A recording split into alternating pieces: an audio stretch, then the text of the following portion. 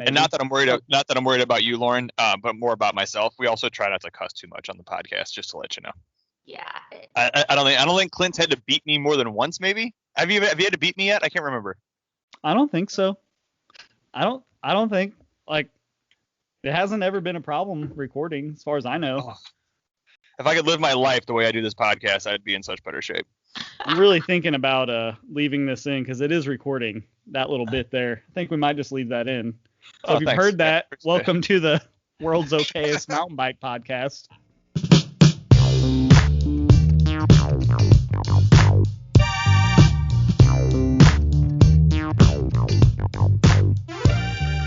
Where we are super professional. Yeah. Well, I started recording before Kyle knew it, which I should probably do every week. But tonight, it's Ryan couldn't make it tonight, but that's okay because we have a better guest anyway. We have with us Lauren Pointer, who admittedly I don't really know. I know of. I think you and Kyle know each other. Are acquaintances? I don't know. But we do know. So we've been internet friends for a while. We've also been whiskey shopping together. That's also very important. Oh gosh, you've had to suffer through that. Hey, yeah, I know all about that. Clinton has had to suffer through some whiskey searching in our road trips a couple times now, I think. Say that like it's a bad thing. Yeah, but continue, Clinton. Are you a whiskey hunter? Like you don't just want to buy some. Are you like Kyle, where it's like you've got specific bottles in mind and you're on the hunt for the collectible? That's your deal? Okay. Yep. Always. Well, all I know is last time Kyle and I went to Arkansas together, we hit at least 5 or 6 stores before we ever got to ride. Like, I didn't know if we were ever gonna get. It's like, are we gonna ride bicycles this trip? Okay, I'm not that bad.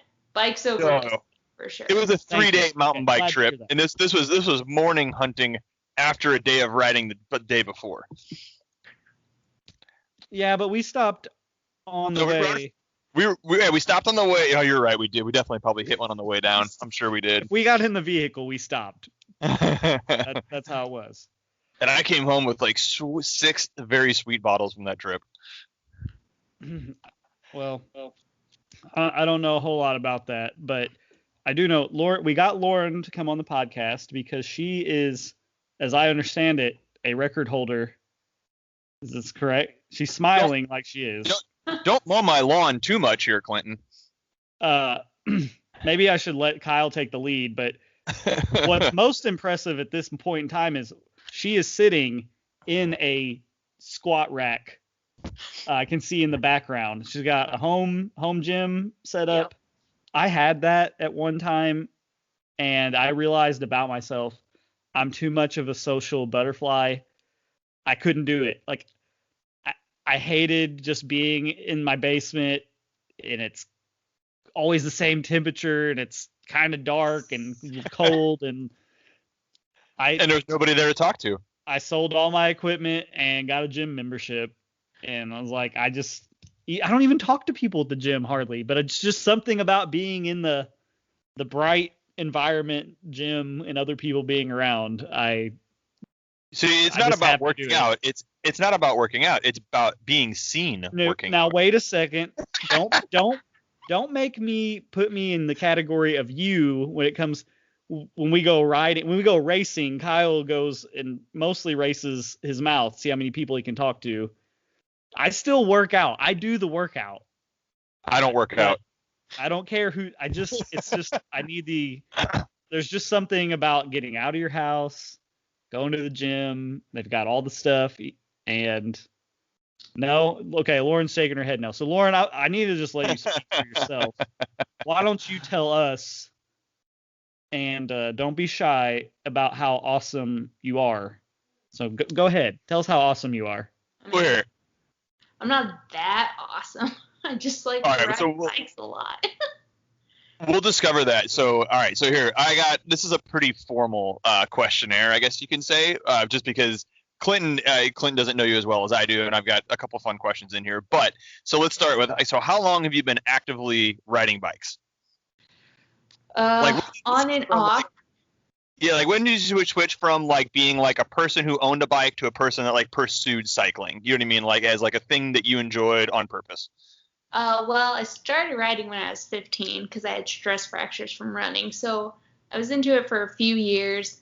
Then I kind of figured out that I needed to do other things to make my stress fractures go away and keep my legs stronger. So I kind of fell off the bandwagon for a while. And then I think about 5 or 6 years ago, I got a new road bike and just kind of hit it hard. So you got into cycling through road riding first. That was like your first discipline, if you will, I guess. Yep. Gotcha. And so you remind me, where are you from? Well, all over kind of, but went to high school in O'Fallon, Missouri. So. Oh, okay. Gotcha. And then ended up in Columbia somehow. Yep. Okay, gotcha. All right. So when did you make the shift from like being a 15-year-old with a bike and like it'd be like riding weekly per se to like pursuing like a high level of riding? Like for Clinton, people that don't know, like you ride a lot of miles and you ride a lot of bikes all the time. So like when did that transition happen from being like a person who rides to like a person who chases and pursues high level cycling? About 4 or 5 years ago, I had a coworker who saw my Strava and was like, "You're kind of fast. You should probably join a team." And I was like, "Oh, okay." So. Oh man, then I joined. I'm waiting for my call from an enduro team. I'm just waiting. Clinton, you got recruited, this bro. This is a dream. You're on a team. You got recruited through people seeing your Strava times. That is impressive, though. That's wildly impressive. So, and that was when, you can throw a shout out. So, was that when you joined Big Tree at that point? Yes, it was. Okay, what's Big Tree? Where are they? Big from? Tree Cycling is a team or club, technically, I guess, here in Columbia. A bunch of cool dudes that I ride a lot with. Okay. Ride for donuts and stuff. At this point in the pod, folks, she gets into mountain biking at some point. So don't. Yeah. Don't worry. We haven't turned into the world's okayest road bike podcast. We're getting there. Yeah, Lauren, this is definitely a mountain bike podcast. However, there's a lot of interesting stuff here, and this is why I wanted to get. So you went from being a casual rider to somebody who is pursuing like a lot of riding to literally getting recruited to ride for a team based on your Strava times and miles. So that's impressive. So what brings me to my next question then is, so as of today, November 4th, how many miles do you have for the year? I am 16 shy of 10K for the year. Now, is that road, gravel, mountain, or just road? All the above. So you're at 10,000 miles in barely 11 months. Yep. That's insane. So, all right. So then has like the pandemic, like this year, like, has 2020 improved? Like, has that helped your riding career, you think, or hurt you more? What do you think? I think it's helped because I was off work basically from March until August. So all I did was ride pretty much. Oh my gosh. That sounds awesome. Yeah, it was. 10,000 miles. I can't fathom being on a bike that much. I wonder what does that translate to for hours? That's okay. You might know that off the top of your head. Maybe you don't. I don't know. But I bet Strava knows. That's it, but you could pull it up. So I don't even have 10,000 miles. So we have 4 cars at this house. I drive 3 of them fairly regularly. I don't have 10,000 miles on all of my cars combined for the year yet. That's a great way to put it. So you're just shy of 10K in 11 months. I think Hannah and I were she just got a vehicle. We were trying to figure out how many miles a year we put on vehicles. It was somewhere maybe around 12 to 15 in a heavy year in our cars. And you do that on a bike. I can't. I'm just trying to. 655 hours so far too.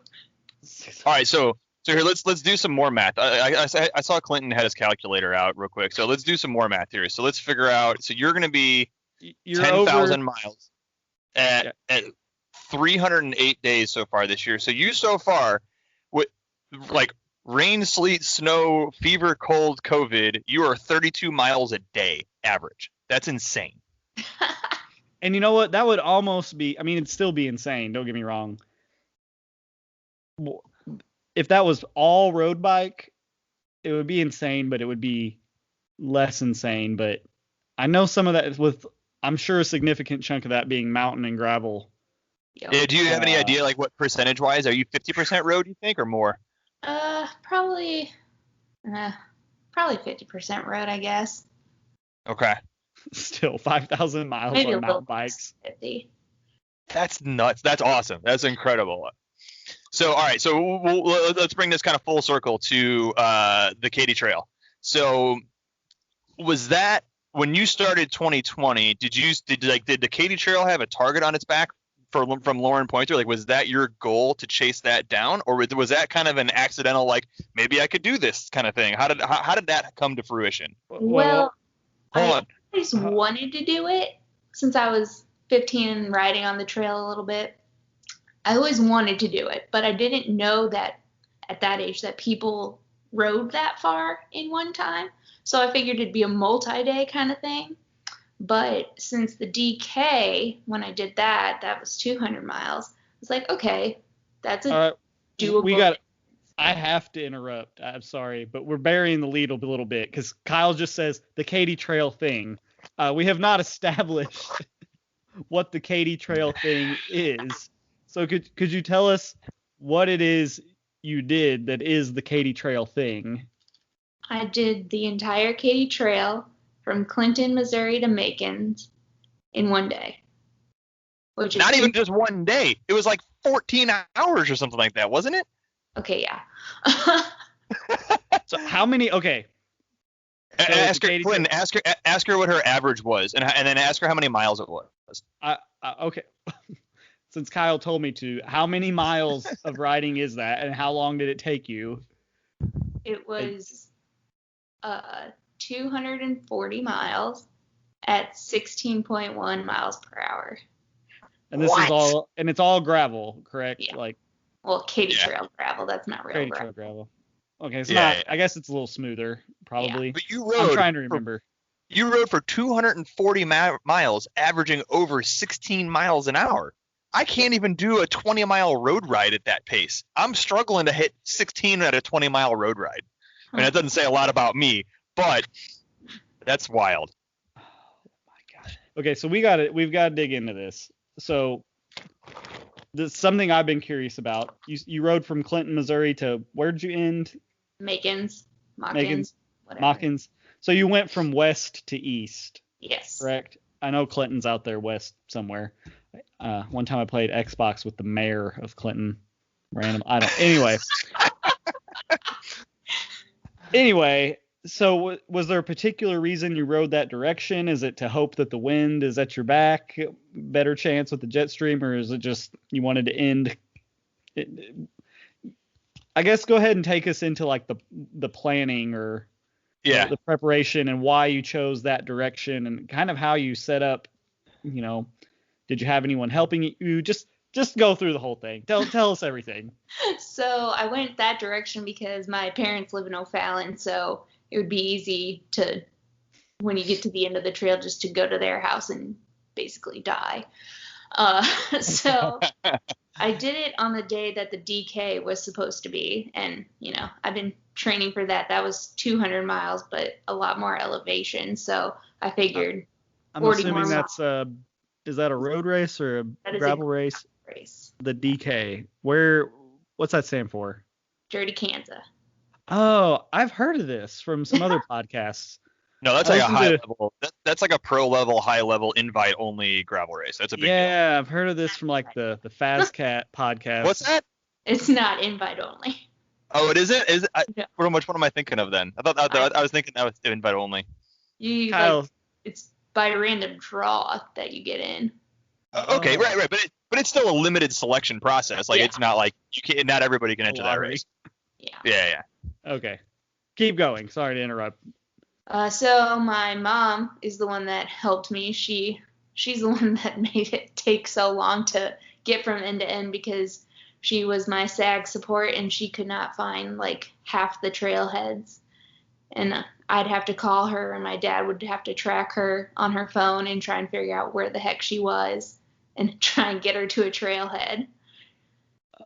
Wait, are you implying you could have done this faster I than mean, what it you took. did?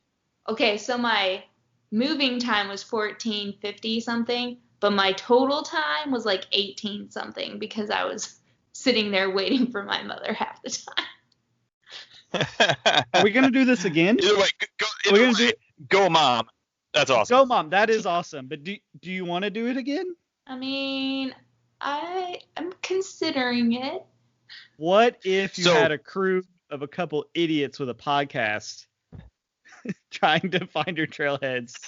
I mean, you just like a NASCAR pit crew. Just see, her thing was that her turn-by-turn directions were being too vague. Okay. So I think you guys might be smart enough to figure that out. No, let's not insult. She's done it once. Now that she knows where to go, Right. You won't remember? She's Georgia. I'm just saying, like, to me, you're implying that you could do better. I mean, well, so that was kind of my next question, actually, because not only did she do that in that time at that pace, but you were also the first woman to ever do that. I mean, right? Yeah.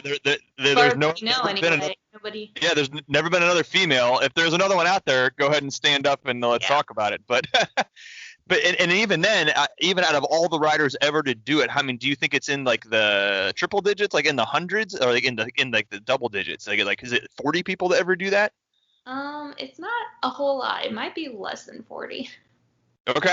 So here's my question then. So do you think now that like having that and having that having that flag is that put a target on your back? I mean, have you heard other people saying like about another girl that wants to beat your time or anything? I haven't heard of any other girls, but I've had several guys tell me that I've inspired them to do it, and I've had several friends do it since I've done it. That's awesome. Yeah, who else did it? Somebody else did it from the shop. I can't remember who it is though. Joe, I forget. It was Joe Kaywin? Yeah, and then another friend from St. Louis did it too. Was that Todd Donaghy? No, and it's another Joe. Oh, okay, gotcha. Something I love about this is that you actually were supposed to do a different race. Like this wasn't, at least the way you're describing it. Maybe this is wrong, but it feels like you were like, well, I was going to do this one race. It didn't happen. So I'll just go do this instead. It doesn't feel like it has the buildup. Of course, you're always training. So whoop-de-doo, I guess. But it was like 3 weeks before I did it that I decided I was going to do it. Is that all that it was? It's even better. Just 3 weeks? Yeah. Lauren, if I decided today I was going to do the BT Epic next year, it would be like the biggest deal for the next 11 months. I'd be talking about how I'm training to do this one race that like tons of people do that don't really even ride that much. That's all you'd hear about from me.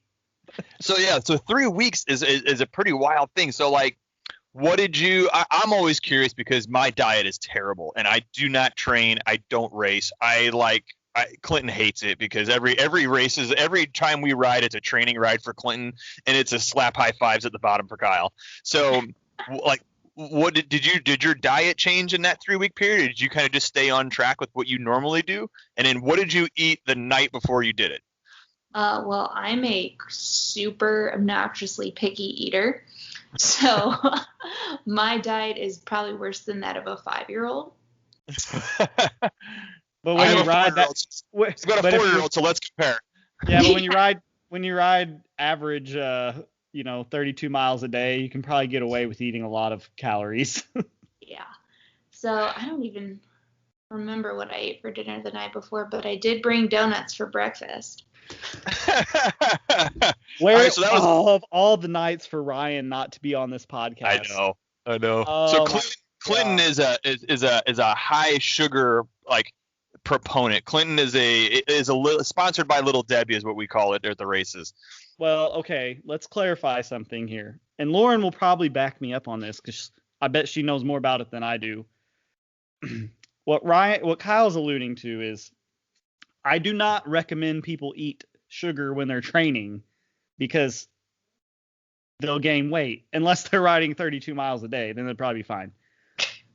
So I don't promote sugar as a healthy thing to eat a lot of in general. However, specifically for enduro racing, which is, well, shoot, even our bikes are heavy, so sometimes just getting to the top of the hill, even if you're trying to go slow, is a pretty high level effort for people like me. But when we race our stages, our short stages that are 2 to 5 minute long in the Midwest, it's like 100% all out effort, zone 5 heart rate, like maximum, threshold, whatever. You're on. It's the like limit. running the 400 and it's like running the 400 in track. It's a quarter mile. It's like a quarter mile. It's like it's grueling. It's too long to be on like an on the toes sprint, but you need to be. Yeah.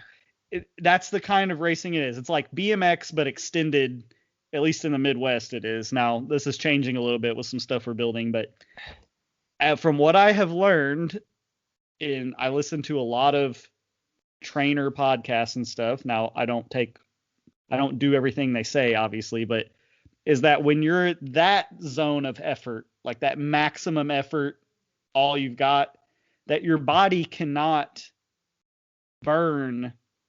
It's not using complex carbohydrates or definitely not fat or maybe a little bit of protein at that level. It's what it needs is like the simplest sugars possible. Like that's what your brain needs in that moment. And so like on an enduro race day, like you take, your snacks are going to be much higher sugar, very simple, that sort of thing. Which Ryan and I like argue about all the time. Ryan's coming around. He's coming around. He just needs to break a few more bones and he'll be all the way there.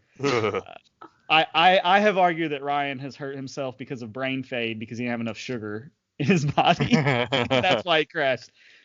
Sorry, this is really your podcast, and I'm doing a horrible job of letting you tell us. But like Kyle said, you ate donuts for breakfast, which I think is great. So you set out on your ride. Tell us. So first of all, tell us your equipment. Tell us what you keep with you on the bike, and then what were you getting or getting from your mom at the stops along the way? Yeah. So on the bike, I had 3 bottles of grape Gatorade because that's all I like to drink. And then I had just a ton of untapped maple syrup and honey stinger gummies and some goo waffles. And I actually have a nutrition coach because of how terrible I am about eating. So he told me to do 200 calories every hour and drink every 5 miles. And that's what I did. Okay.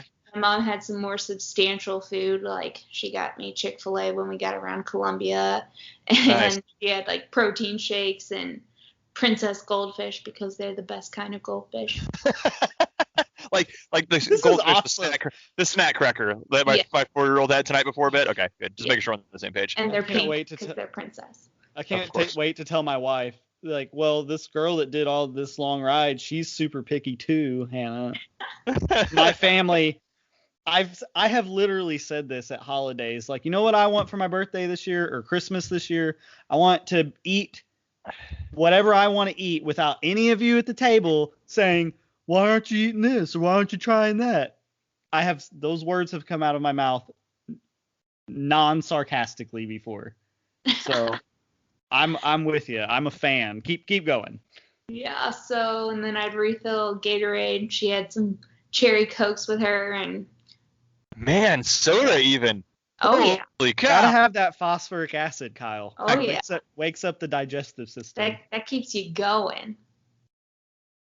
And so. I mean, not like I don't drink soda. I just wouldn't think that it would be part of a 240-mile record-setting ride. There was 4. You're giving me hope. Keep going. So on the bike, I had my bike is a Trek Checkpoint SL7, and it's gorgeous. Got a bar bag with all the stuff. Do you have it there? I mean, people listening won't be able to see it, but well, no, here, just Go check Okay. out her check out her Instagram page, because her Instagram page, you update her Instagram page like daily with different rides and stuff. So it's actually a pretty good page to follow. Recently changed your name. What is your name on Instagram now? It is Hella Miles, Gonna add that right now. which is Yep. what my Hella sweatshirt Miles. says. If you can't read that. There you go. Yeah, Hella Miles, and then it's like Hella.miles, right? Yeah.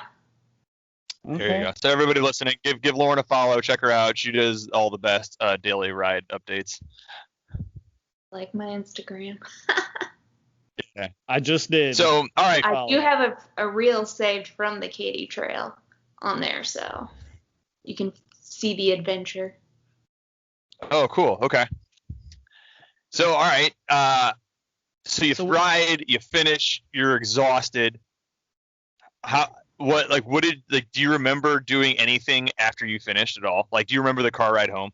Oh, yeah. Well, my mom had been with me until about mile, I think, 200, and then my dad took over. And so when I got to the end, I got in the car with him, and I couldn't move anything. So when we got back to my parents' house, I couldn't get out of the car for a good minute. My mom comes up next to me, and she's crying because she's so proud. And she's like trying to help me out of the car. And I'm like, don't touch me. I'm going to cramp if I move, or, and so all I wanted to do was shower and go to bed. And all my mother wanted to do was hug me and tell me how proud she was. And I was just like, I love you too, but leave me alone. Oh, it's such a mom thing too. Oh, yeah. All right. That's awesome. That's great and all.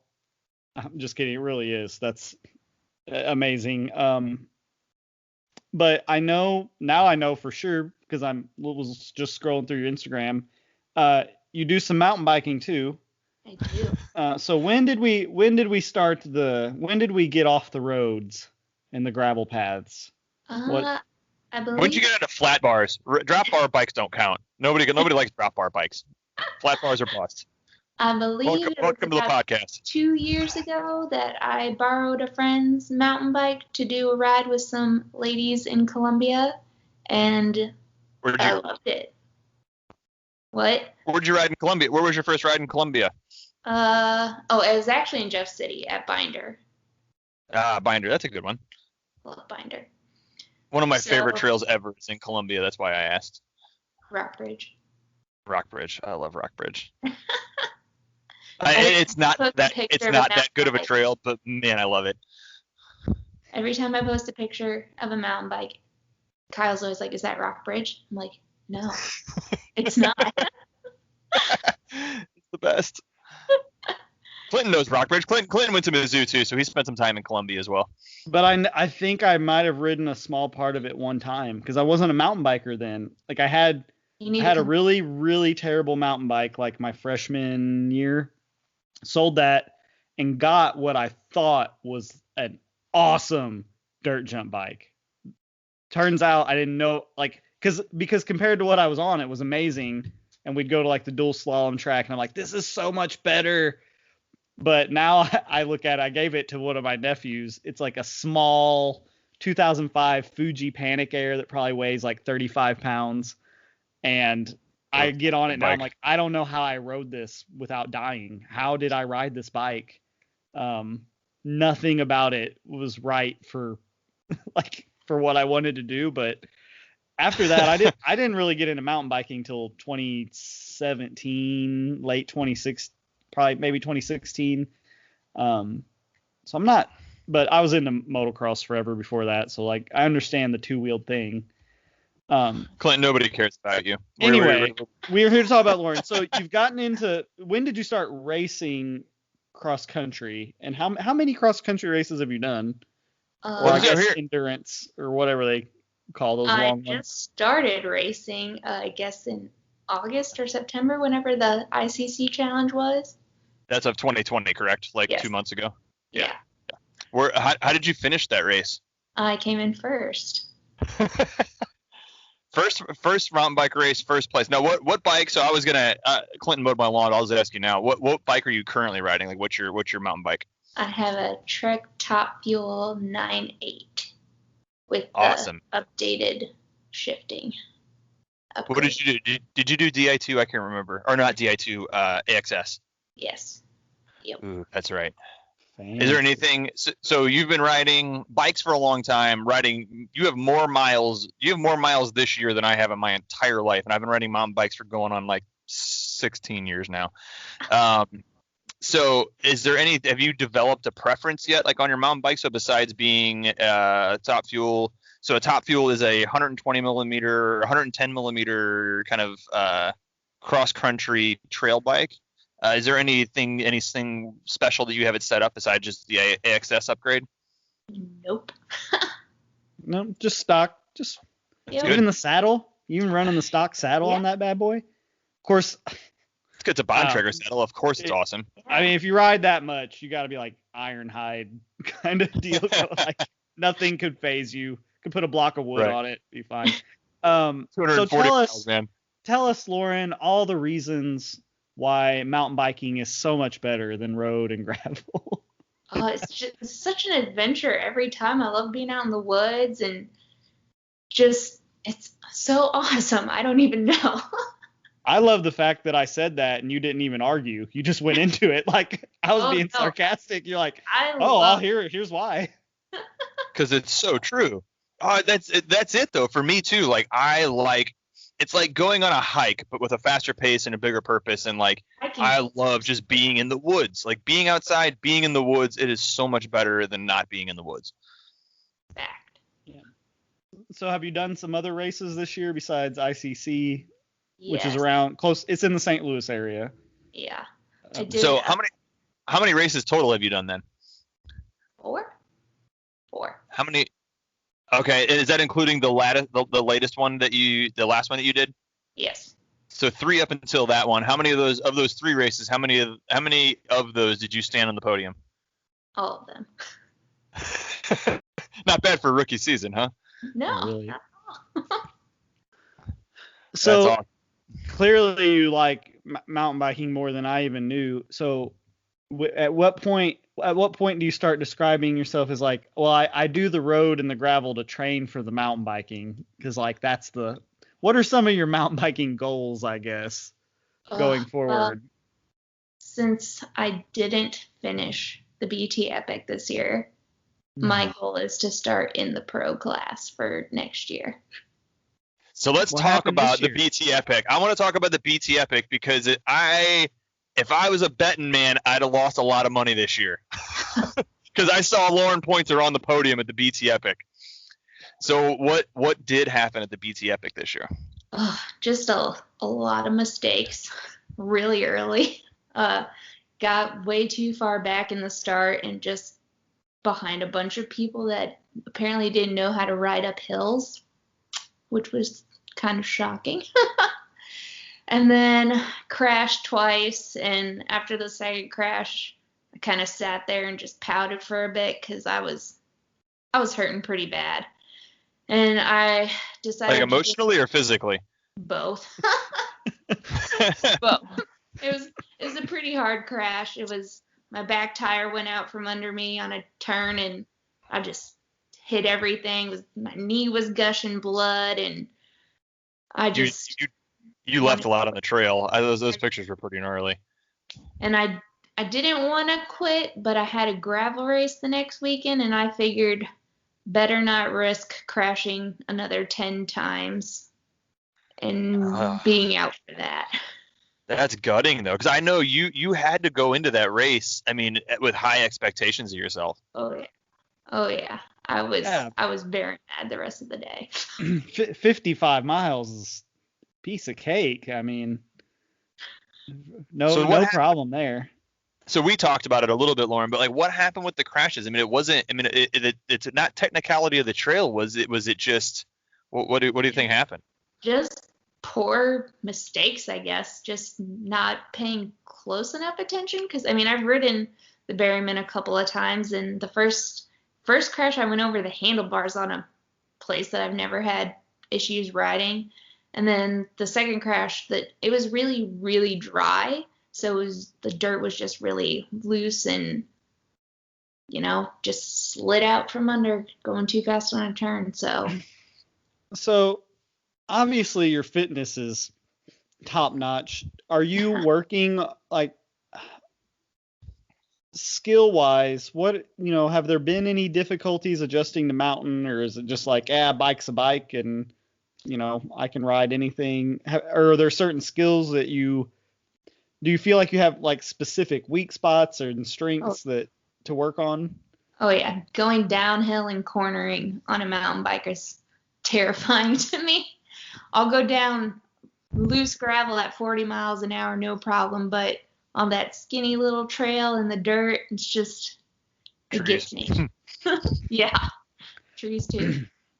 Yeah, and I know, I mean, a lot of that will come you just keep riding it, and your comfort level just grows over time. You need to spend some more time with us at the pump track. That'll work on your cornering. You let me know. So you've been to the pump track now. What did you think of the pump track? It was awesome. I was terrified the first couple times around following your little 4-year-old who was kicking my butt. But after those couple of laps, it was awesome. Yeah. Well, I know, I mean, have you worked, like, have you ever been out on rides with anybody yet where, like, you're actually working like a skill practice ride, not necessarily just trying to get in the miles? Have you done any of that kind of stuff? I mean, anytime I ride, I try to ride with somebody who's faster than me and more skilled so that I can see how they're choosing their lines, and helps me. That's why we haven't ridden together yet. Okay. Yeah. Or because you're never free when I ask you. Yeah, 30 minutes ahead of time. That's right. Well, the way I see it, I mean, you've gone from road to gravel to cross country. There's only one next logical step. Dear. And that's enduro has got to be next, right? Of course, you're going to have to get comfortable going down the hill, because that is the race. The race is downhill.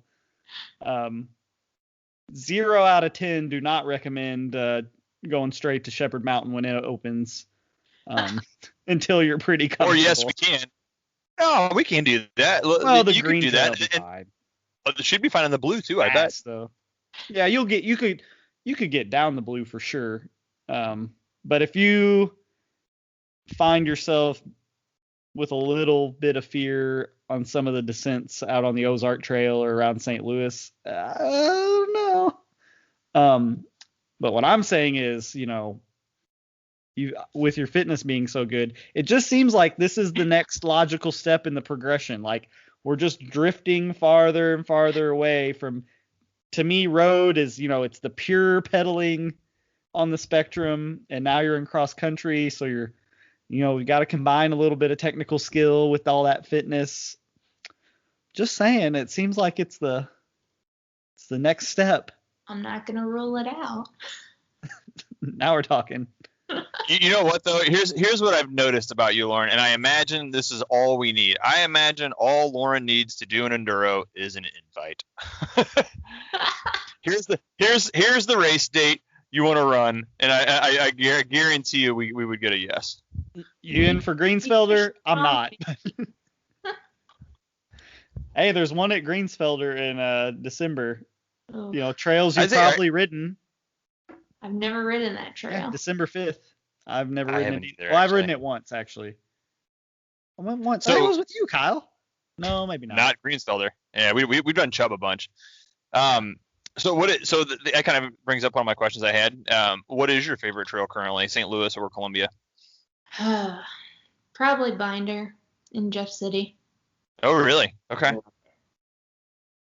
Okay. It's been so long since I've ridden there. The last time I rode there, I was on a 26-inch hardtail before dropper posts existed with a 60 millimeter front fork. So I have no idea what that trail is like now. I have the KOM of the entire. Do you really? What a shocker! What a shock! You stay away from Berryman. You stay That's away. Awesome. I don't actually have any KOMs that matter, like the real ones, like the uphill. I have a few downhill segment ones that, like, I'm probably the only person in history that's gone and like figured out where they are ahead of time, and then like, okay, today I'm going all out from here to here. I'm lame that way, but What is KOM? now that I know you can get put on a team because of your Strava time. So tell us, I want to give you a chance to talk about if you have sponsors or people who support you, if you want to give them a shout before we move into the next thing. Yeah, I mean, Big Tree I've been on that team for about 4 years now. Love it. Just joined Momentum finally. They asked me to join actually back when I was 15, and I was like, no, I'm a runner, not a cyclist. Really? Yeah. All right. So I worked for Momentum with Momentum for like 13 years. How did you end up on the Momentum team, living in Columbia and stuff like that? Like, how did it come from, living in Columbia, doing a bunch of riding to racing for Momentum? Mr. Jeremy Powers. Really? He saw he found you? We're good friends, and he was like, you should just do it for the discount, really. But it's been fun to meet all the new people, and that's how we got Clinton. Loving it. That's actually probably the reason I mainly got into mountain biking. So. Okay.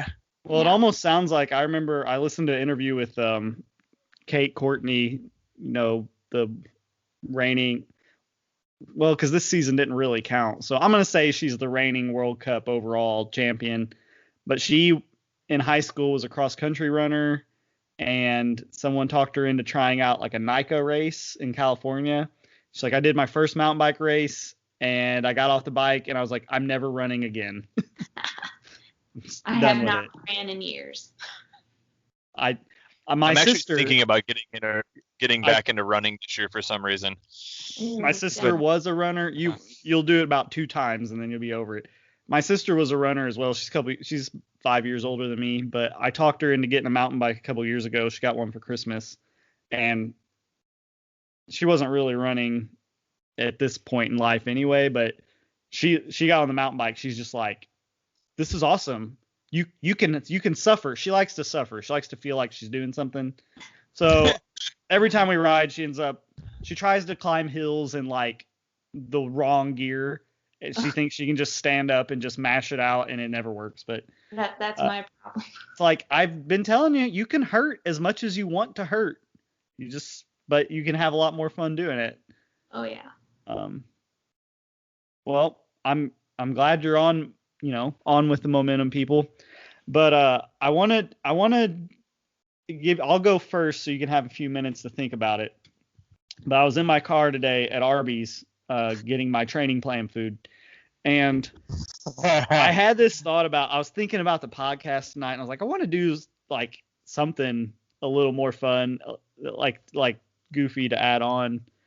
And I was thinking about I had sent Kyle and Ryan this article from Enduro Mountain Bike Magazine where they tested either the actual Enduro race bike or a replica of the race bike of Enduro Pros.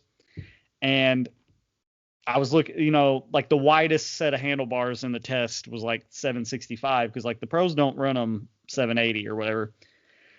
And I was like, yeah, man, if this is good enough for them, it's good enough for me. And then I was like, this is it. Lies. So the segment I want to do now is we can either say lies and or dumb things we tell ourselves about mountain biking, whether it's our ability on a mountain bike or the mountain bike we have. And so like my dumb lie, that my first one was whenever I say something like, well, if it works for Richie Rude, it'll work for me. Now, in my head, that makes sense. Like I said, with like handlebars. So for years, the bars have gotten wider and wider and wider. And I'm like, nope, 750, please. And I would say stupid things like, well, Richie Rude won 2 EWS championships running 740s. So, if it works for them, obviously it'll work for me. And then I realized how dumb that sounds. as if like there's any comparable level. Or maybe like, well, their bike only has 150 millimeters travel. Nobody else needs any more. That's obviously the best. Yeah, but guys like Richie Rude are like 6 foot tall, 220, and bench 400. Yeah, I know. hence the dumb thing I tell myself. Kyle, I have even more, but I want to give you guys a chance. Kyle, do you have like dumb things I tell myself? So obviously I guess I'll explain it and then I'll explain where it comes from, I guess. So my thing I can think of is that weight is so important. And I have a scale at my house and I weigh every bike I build and I talk about it every time I talk about my bike. It's like my pride and joy of getting like this bike to be as light as possible. And that comes from because when I was first getting into mountain biking, full suspension bikes, like I think they existed, but not really. You know what I mean? Like pros were riding hardtails and they had full suspension bikes, but like they weren't really a thing. At least it didn't exist in the world of a 20-year-old college student that couldn't afford them. Like, so I wanted to have lightweight bikes. And so I got into my first mountain bike was like the lightest I ever got. It was 24.5 pounds, which is for all intents and purposes, that's a light bike. That's still like holds up as a light bike. But since then, building my BMX bike, building my dirt jump bikes, my slope style bikes, I've got a carbon saddle on my slope style bike that only gets ridden at the pump track, for God's sakes. So like I refuse to run a real tire on my enduro trail like play bike. I ride a Remedy, so it's like a big park trail bike. It doesn't need to have a 690 gram cross country tire on it, but I ran 690 gram cross country tires on it with carbon wheels forever because I refused to accept like a 1,000 gram tire was what I needed. And I finally started flatting a bunch of Maxxis tires. Clinton yelled at me a bunch and got tired of changing flats with me during race day. And so I finally stepped up to a real tire and it's been awesome ever since. But I still tell myself that no matter what I do with my bike, it's got to be as light as possible. That's a good one. That's a good one. Oh, it's terrible. Lauren, do you see kind of where we're going with this? Do you have any you think you tell yourself?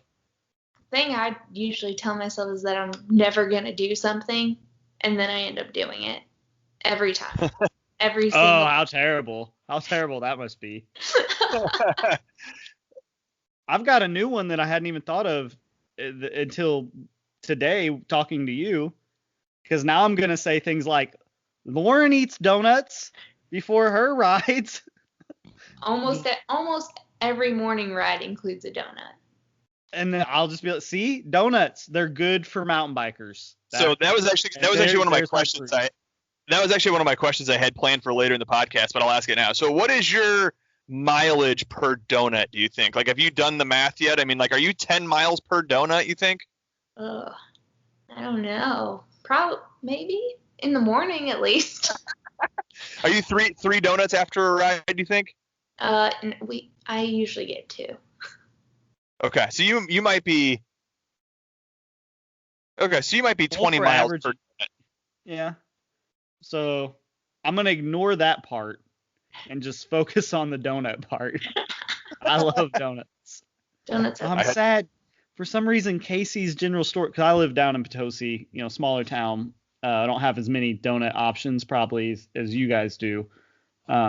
Generally, the best option is to go to a Casey's gas station.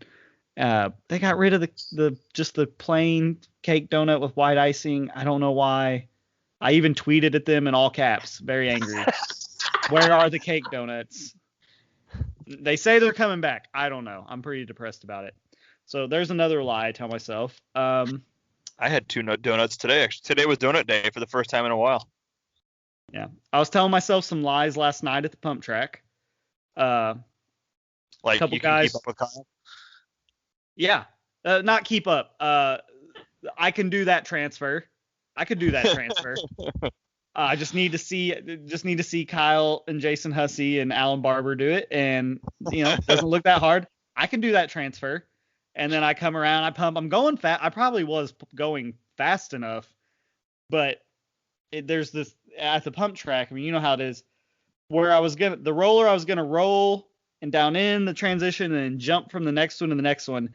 That transition in between, going at the speed to make, like, it comes up on you so fast. I was just like, I went at it full speed one time and didn't really pull. I just kind of soaked it up, and I was like, nope, It's not gonna happen. Like maybe someday. Lies I tell myself, I can do anything they can do. Like, you know, that was pretty obvious one last night. I really believe. I really believe. I haven't tried it yet either. Put me on a lie detector machine. I really believed I was going to do that jump. I believed it with all my heart, and then I actually sort of attempted it, and I was just like, not tonight. Nope, not gonna happen. So all right, so can I shift topics just a hair? Yeah, you can. I don't care. So I have some lies you tell yourself later, though, Kyle. I'm gonna do something for you on your behalf. Oh my gosh, should we get those over with first? For Kyle one, yeah, let's just roll through these. Here's Kyle's biggest one of all. What? I need every bike I have. All 16 of them. All these bikes are necessary and important and serve a different purpose. I've heard this so many times. So I need 2 full suspension slope bikes. I need 3 hardtail dirt jump bikes. I need the stash. I need the remedy. I need the road bike. That was the biggest lie of all. Damn road bike's only got like 100 miles on it this year. It's so sad. Let's ride it. Oh, I might have to pull a buddy trailer at this point, but I'll do it. Let me know. No, that's all right. So I could probably, talking to my personal bikes, I could probably whittle it down to 5 and be mega satisfied. One hardtail dirt jump bike. It'd be my ticket race bike. One slope style bike. It'd be my Captain America R-Dog bike. And really, that's not even for riding. That's just for show. Oh, it's such a cool bike. So my Remedy, that's my main trail bike. My road bike, because I do actually ride it. I do enjoy having it. I like having the option of it.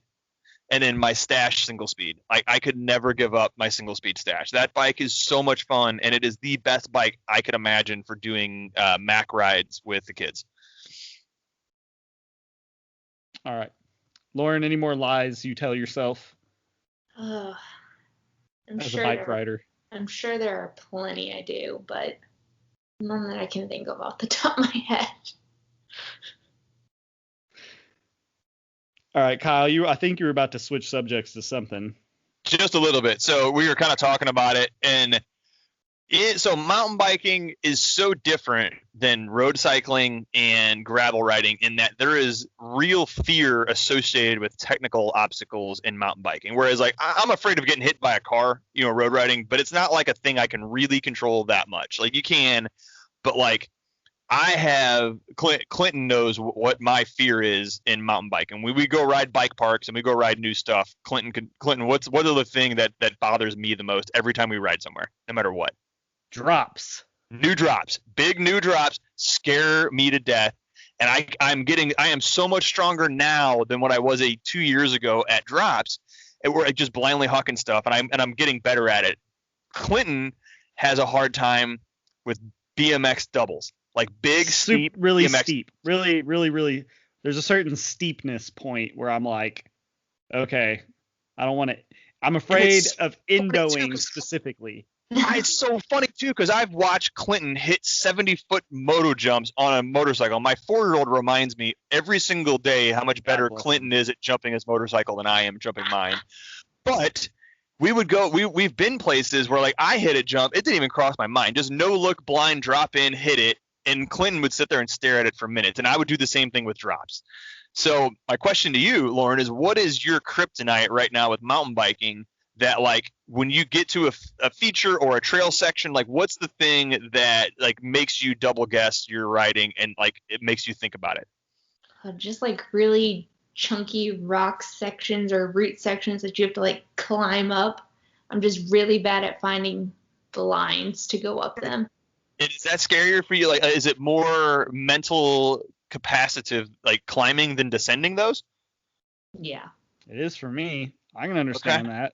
Yeah. I can relate. I've crashed more going uphill on a mountain bike than I have downhill. Like falling. I'm more scared of like tight switchbacks going uphill race than pace, just about anything. I think Kyle's internet is kind of goofing up on us. He's like freezing, then it's catching up. Okay, you're good now, Kyle. I think you're good now. You're smooth. You're smoothed out. Yeah. So the difference is, like, I'm with you. Climbing, so like that's super. So my friend Hogan out in Kansas City recently, or a couple of years ago, posted up this really chunky climb he did out in Kansas City, and it just blew my mind. But the price for penalty on falling on a climb is so much better than wadding up down a hill at race pace over the same terrain. I'm kind of with it. I mean, I guess you smack a tree. From just falling over than I do from crashing at high speed. Now, are you clipping in on the mountain bike? I would assume you are. Oh yeah. What kind of clips are we running? Just regular SPDs. Well, I'm just Not all right. I'm gonna have to put in a plug. You might want to try out some Crank Brothers. I guess for you it'd be like the Candy, because I ran SPDs for a little while and I had some terrible falls when I lived in Texas of like just couldn't get unclipped and just like fell over off a bridge into a huge hole. That kind of stuff. It happened often, and I switched to Crank Brothers Mallet E pedals, but it's the same. The egg beater mechanism's the same in all their pedals. It's just how much platform is around it. Mm-hmm. And I haven't had, I've had literally one fall because of that, because I didn't get unclipped since. And even that was like a very like dumb, like huge mental mistake, just stupid thing. It wasn't like, I can't, I'm trying. It was just dumb. But for some reason, whatever reason, I can just get in and out of those without having to think about the technique or whatever. It just happens. So yeah, maybe borrow some. Somebody's gonna have some you can borrow, I'm sure. Give it a try. Where's Kyle going? He's currently carrying himself around his house. I had to relocate to the outlet in which my phone is plugged in. I'm down to like 4% right now. So. Oh, okay. Yeah, my bad. Well, I would not have guessed that your kryptonite right now would be anything to do with climbing, but right? I can relate. I understand the feeling. Like, it's either that or just downhill descents, switchbacks. They get me too. Yeah. But you feel pretty comfortable carrying high speeds over chunky rocky terrain and stuff, though? Oh yeah. That's awesome. All right. That's most people's biggest fear. I mean, like, that's mine. I mean, aside from drops, like when it comes to race stuff, like riding shepherd at race pace is terrifying to me. I mean, like that trail is going to eat people up. Oh, it already has. Just the people who've been down there, which we are kind of putting the kibosh on that for the winter a little bit, but it's claimed, a couple frames, lots of tires already. Yeah, there's probably only been 25 people on the trail. Yeah, it's the problem is right now what's built there is it's literally the hardest trail that's going to be there for a long time. So, yeah, it's definitely, there's some features that have claimed some people. We gotta put a little halt on how much we're riding down there. But okay, Lauren, to wrap this up. So if we were to do a podcast with you in a year, what are some of the things you'd say you would want us to be able to say like you accomplished in 2021? Because I feel like you're the only person we really know that's in a position to like set these goals and seems to like have the ambition and the means and the time and the will to like accomplish them. Yeah, well, hopefully races don't get canceled like they have this year. So I'd like to hopefully do the DKXL, which is 340 miles. Oh my goodness. Just a whole lot more mountain biking. And like I said, starting the pro line at the BT Epic. Well, next time we go on a group ride, I know you're in Columbia. If you're around St. Louis, we'll let you know, because honestly, you'll be waiting for us way more than we'll be waiting for you. Because usually everywhere you go, you have to climb first. So if you don't mind waiting, 10, 15 minutes at the top for the rest of us to catch up. We'll be more than, maybe we can work on those downhill technique or whatever. For sure. I really appreciate you coming on though. It's been great. I had no idea what to expect. Kyle's like, we can get this gravel rider on there, but don't worry, she's racing cross country. I'm like, if you say so, But it's been great. Hashtag donut life. Yeah. Those of you listening, I think we're gonna get next Wednesday. We're gonna get Dave Elkin from Big Mountain Enduro on here to talk about all kinds of that kind of stuff. If you have topics you want us to cover, you can always shoot us an email at okstmtb@gmail.com or just leave a comment on our Facebook page. And that's how we ended up doing the Brian Roggeveen podcast a couple weeks ago, which has by far and away been our most popular, most listened to episode ever.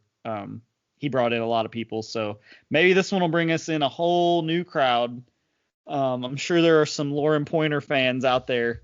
We'll have to get her to, when we get it published, we'll have to have you share this on that Instagram page. Oh, for sure. Anyway, I really appreciate you coming on, and that's it for this podcast. See you, everybody.